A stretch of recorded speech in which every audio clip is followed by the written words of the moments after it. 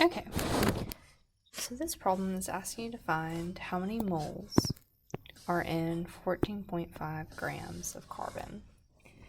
And so again, I've kind of copied down our framework here so you can have it as a reference as we work the problem together. And so first of all, kind of on our framework, let's make a plan so we can find out where we're starting and what unit we want to end up in. So based on our problem, they give us grams and they want us to end up at the number of moles.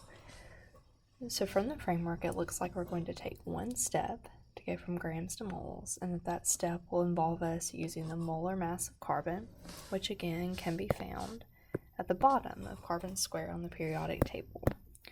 So I'm going to start my problem, again by writing exactly what I've been given, including a unit and an element symbol.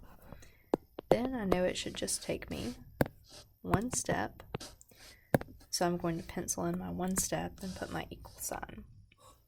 So then what I want to consider is if I'm starting with grams of carbon, that means I need to have grams of carbon in the bottom of my conversion factor, okay?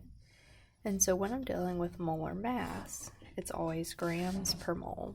So here, if grams is in the bottom, that means that my mole will go on top, okay? So for my molar mass, I'm going to look over to carbon square on the periodic table, and I see that for every 12.01 grams of carbon, that should be equal to 1 mole of carbon. And just a reminder that your molar mass is always, that many grams per mole. So now I can go ahead and take my calculator and solve now that I've got my setup and now that I've made sure that both my units cancel. So if I get my calculator, just a reminder that if it's on top, you multiply. If it's on bottom, you divide.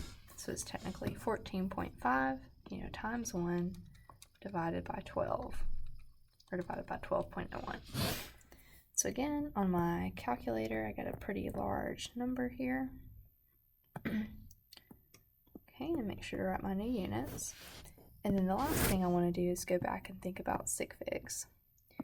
So I have 3 sig figs in my starting value, so that means I want to round off my answer to 3 at the end.